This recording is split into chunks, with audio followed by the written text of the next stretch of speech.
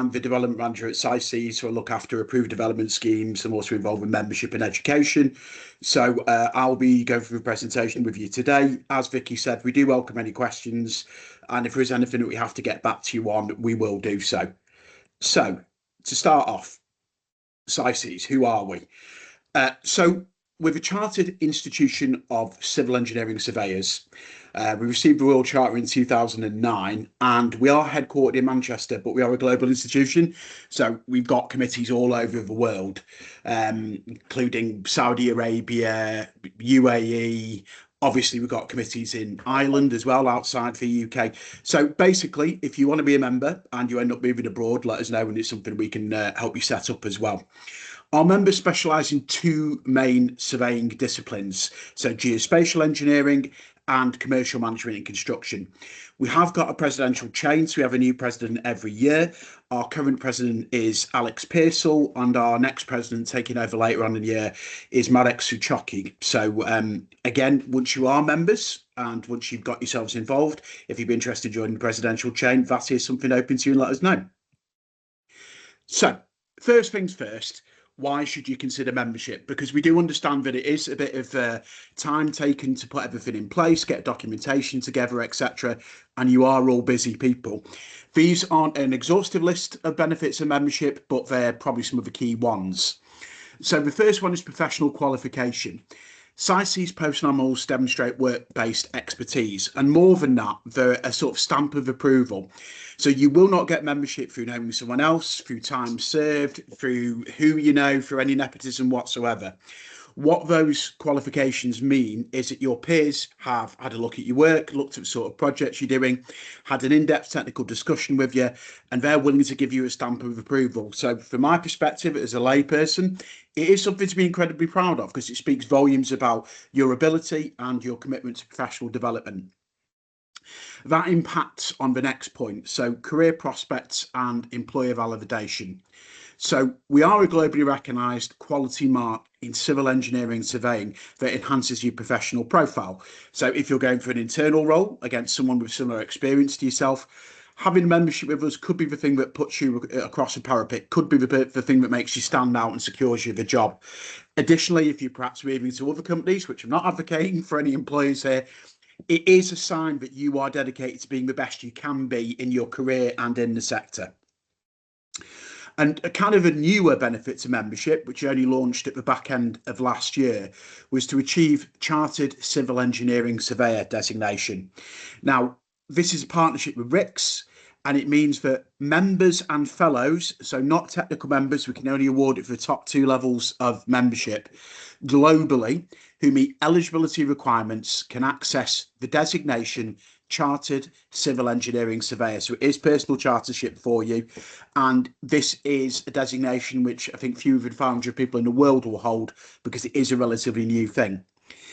We have also got a joint membership subscription available for members and fellows of both us and RICS for those who are UK based. Now, we are looking at expanding that outside the UK, but there's all sorts of technical detail on that, which I won't bore you with now. But if you're UK based, effectively, you can get membership of both, access to the designation Chartered Civil Engineering Surveyor, and you will get a discount on membership as compared to having two separate memberships. So really good offer, we believe. It is a fantastic opportunity for community involvement. So if you join a committee or a panel and contribute your knowledge to ED&I, sustainability, whatever area you're interested in effectively, Women's Network as well, for example, we've got an education panel. It helps you to shape the institution's future, gain valuable experience and make new connections. We'd also have the regional committees, which I briefly touched upon before. It's a fantastic opportunity to network. It really is. You'll get to meet people across all levels of seniority and experience in the sector. We've got regional committee events, which range from formal to informal. And we've got our big tentpole events, which are organised by my brilliant colleague Heather and on our events page on our website. So please do have a look at that. We've got a minimum of 2 webinars a year, etc. So there should always be something on that might be of interest to you. We do industry awards. So we've got several awards that members can apply for and be nominated for, including President's Medal, the Institution Medal, Commercial Manager Awards. We're introducing ED&I awards as well. One of the really good ones are industry publications. So you can see an example of one of the covers there. Civil Engineering Surveyor. That's our journal. That's released 10 months a year, either digitally or you can actually get a paper copy. As you can see, it looks very, very pretty indeed. And we do also have the Construction Law Review and Geospatial Engineering. So depending on which side of the two specialties you're on, we've got a wall planner, we've got a monthly newsletter for members. So we've got loads of stuff that, actually counts as CPD, even just reading that. Professional advice, so you can get pro bono legal advice from Baker McKenzie and Mayer Brown, plus technical support from experienced committee members. Mentorship. As a member, you can access mentors, you can volunteer to become a mentor yourself, helps you progress, again, shows dedication to furthering the sector in your own professional development. And it does give you a chance to give back to the profession as well. Just some testimonials from current members. So my favourite benefit of being a member is the networking. It's the fantastic people that you get to meet on a weekly basis. That's from David Clark, one of our fellows. Student membership at CICES has been extremely beneficial for me as somebody who was looking to work in construction. Because of the membership, I was able to win a Robin Jones Award, meet some of the biggest employers in the country, and get support for launching the Built Environment Society at university. I'd recommend becoming a student member to those aspiring to work into construction due to all of the opportunities membership has given me. So that's from kind of the other end of the spectrum, someone just starting their career from Josh. CICES is more than a professional body. It's a network built on guidance, reassurance and opportunity, committed to developing people and driving construction industry forward for a brighter future. That's from Avais Ahmed, who again is one of our graduate members. And I think that is an absolutely brilliant quote. So what member grades are there? We've got a wide range of member grades depending on your experience level. Now you can work your way up through the membership grades, and we have got QR code on the screen there. As Vicky has mentioned, these slides will be sent out, so don't worry too much now about getting your phone out and scanning it. You will have access to the slides, and everyone who's registered to this has got access to the slides. And again, as Vicky's already mentioned, if you know anyone who could be interested, please do feel free to share this presentation with them. So onto those membership grades. As you can see on the screen on here, this is a list of the main sort of grades. So from student to associate apprentice.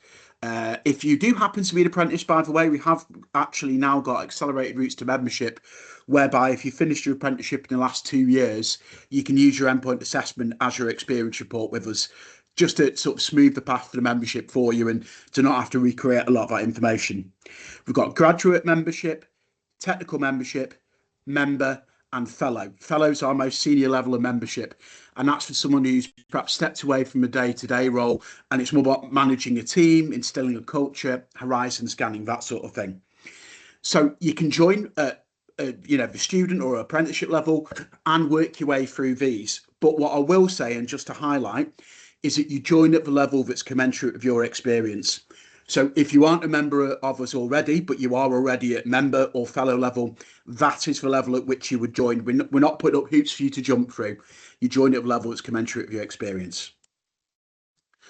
Our competencies. So these really are the core of everything we do. All applicants are required to provide evidence of competencies across the following areas: general competencies, core competencies, so commercial, geospatial and digital. Digital tends to refer more to sort of geospatial data, but if you are interested in that pathway, let me know when we can discuss in a bit more detail. And then specialist competencies. So these are based on your chosen discipline or focus area, effectively the job that you're doing. All our competencies are written by people who are either in the job or who have done the job. They're reviewed at a minimum of every 5 years, so we keep them nice and up to date. And obviously, if we, for any major developments in technology or ways of working, we will amend the competencies in the interim as well. Each competency must be fully addressed with clear evidence-based examples, signed off by your supervisor or line manager because they know the job that you're doing. They do not have to be a member of the institution to sign off your competencies. So if you are interested in membership, but you don't necessarily know someone who's a member of the institution to get your competencies signed off, do not worry about it. It doesn't have to be a member to actually sign those off. Submission of your signed competency documents is mandatory, but does not guarantee approval of membership. It's a critical component of the overall assessment process. What those competencies mean once they're signed off is it means that you've covered everything in those competencies. If it's been signed off by someone who knows you well. We do have other accelerated routes to membership. So if you do happen to be a member of our ICS, we have an accelerated route for you. Or same for ICE or some other membership bodies where, again, you don't have to evidence a lot of the competencies because you've already done it. And because we've got memorandums of understanding with these organisations and we know what their standards are, they know what ours are, there's reciprocal memberships. So with that being said, if you're a member of us, there is a reciprocal membership with our ICS, etc. as well. If you happen to be someone with, although we don't like putting years of experience on it because everyone's career is different, the nature of your roles are different. But if you've got significant experience in the sector, we do also have a senior applicant route to membership where similarly you don't have to evidence a lot of the competencies. Again, if you want more information on that, get in contact with me or membership@cices.org and we could go through things in a little bit more detail with you. The application process. So we've got the quick guides on our website, which you can read to understand more about the requirements for each membership grade.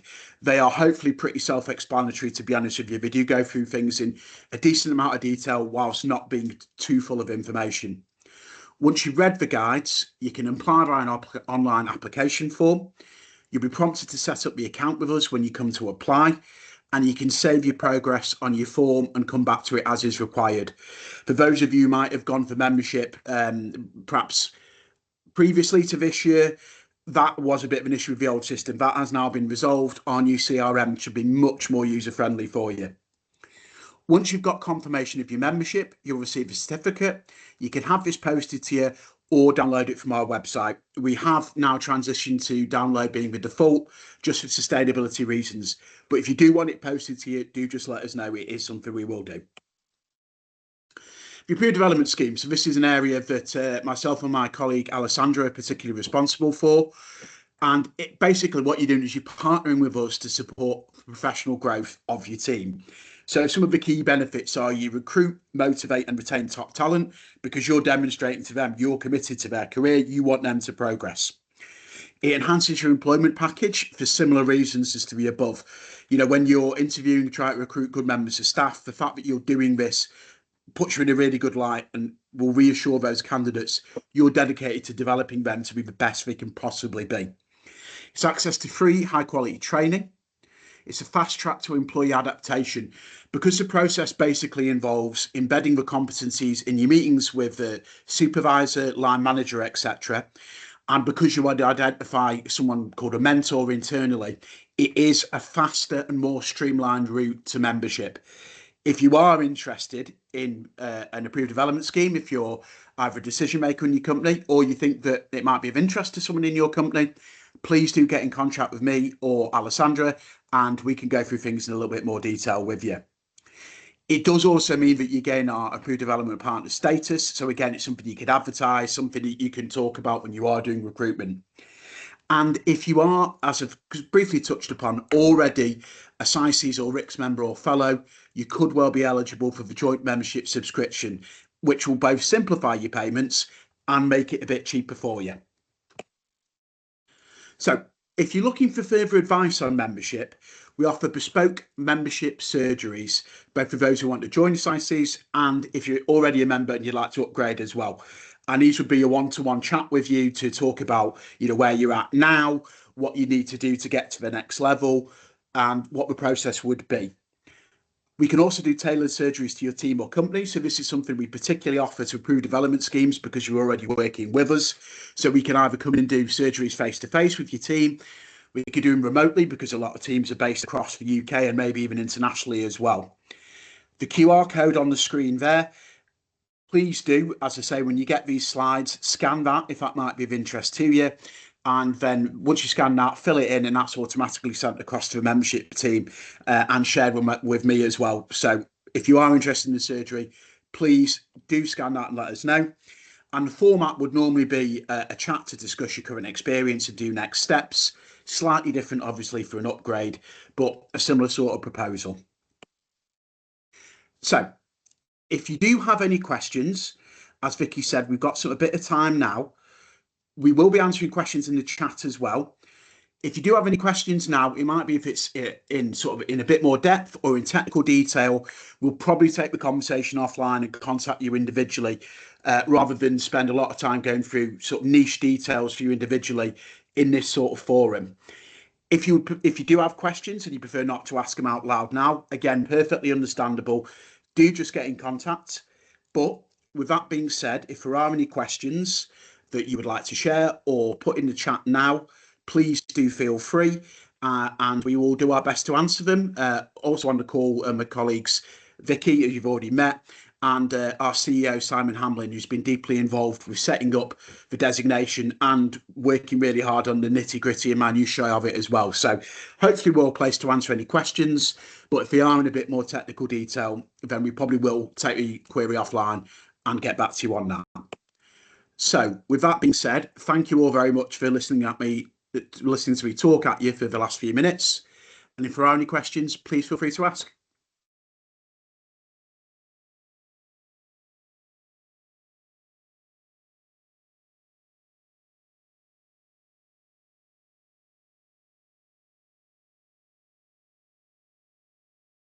I can actually see one question in the chat here. What if your manager is director with an HR background and has no technical knowledge? Don't worry about it. Effectively, get in contact with us and we can find you someone to sign off your competencies. In an ideal world, that will be someone internally, someone who knows your day to day and knows what sort of work you're doing.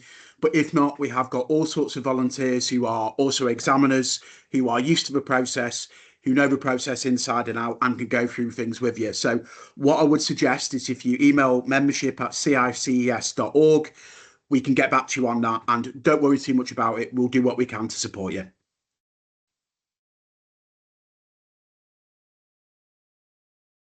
Anyone else, any questions at all? I can see one here. When we use projects as evidence, can you use projects from previous workplaces? How current do they have to be? Yeah, you can use projects from other workplaces. Effectively what it is, if that project is the best evidence of the competencies, particular competencies you want to evidence with that project, that's absolutely fine. The only area of concern would be if all of that evidence is from some time ago. Ideally within the past couple of years, but yeah, if it is evidence of competencies from previous employers, that is absolutely fine. The next one, submit an application. We'll get back to you on that. If you can give us your details, then we can check on that. Yeah, if you perhaps just send me an email, so dominic.lane@cices.org or membership@cices.org. We'll look into that and get back to you. So I have an account already, but not a member yet. So do I need to go through filling in the form? Because when I created it, I don't need the form. If you haven't registered on our current CRM, you will need to register on our current CRM. We will need your up-to-date details on there because it's a completely new system. So it's a new database. So you will need to register. When you are putting your application in, that is when you would do your sponsor form and have all the information ready for then. If you've already done the sponsor form but you've not put your application in, you would need to do a new one because we need that to be as up to date as possible, and that goes for people signing off your competencies as well. So if you already started that process but they were signed off more than a couple of years ago, unfortunately it would need to be again because it's got to be someone who knows your current level of work. Thank you very much for putting those email addresses in the chat, Vicky. That's incredibly helpful. What was the normal period of CICES assessment of an applicant's competence? To some extent, once you have got your application submitted, what we then do, so we would wait until we have perhaps 3 or 4 applicants around the same time, and then we would contact examiners to secure their time and get them ready for reviews. That process should only take a few weeks. What we would like to say is that effectively, depending on the time of year and examiner availability, which is what we've always got to say, so we can't give guaranteed timescales because it depends on the examiner, but within a matter of weeks of submittal, we should have your review lined up.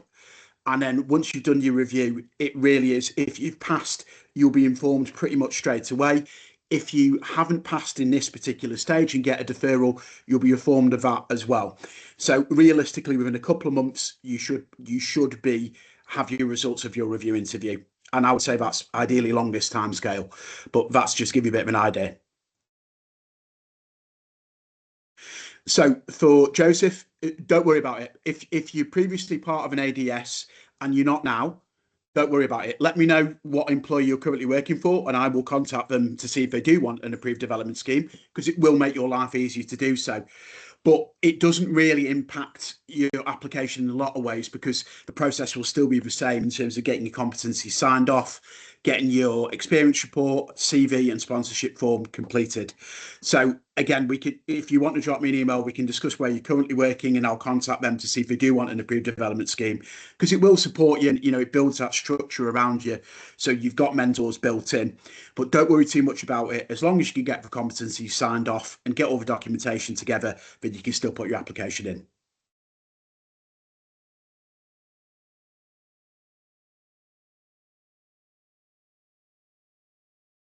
Any further questions? We'll just give it a couple of minutes in case anyone has anything that springs to mind. But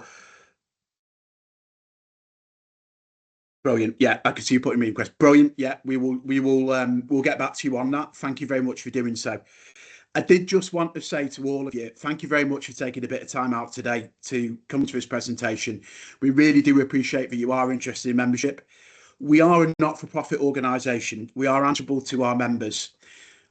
So we value you. All professional bodies value the members, but we really do value you.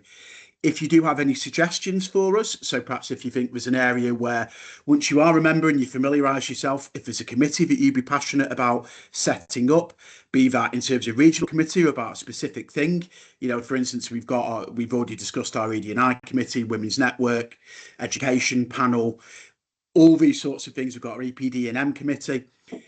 If there's anything that you think that we're not doing, let us know. We will do what we can to support you. We are answerable to our members, and we want to be responsive to you. You are the future of the sector in this country. We want everyone who's eligible to be a member with us. What we can't do is lower our standards, because if we did that, there's no point in us existing. But please, if you are interested at all, if there's anything you feel that might be holding you back, let us know, and we'll do whatever we can to ease those roadblocks for you. Brilliant. Right, with that being said, thank you very much, everyone, indeed, for your time. Please do get in contact with any queries whatsoever, and hopefully looking forward to you all being members with us soon.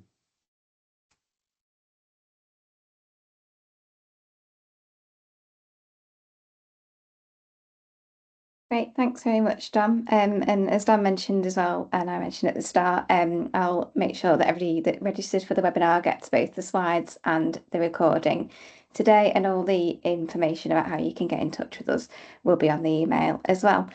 So with that, I think I will bring the session to a close. So thanks everybody for tuning in. Thank you. Thank you, Vicky.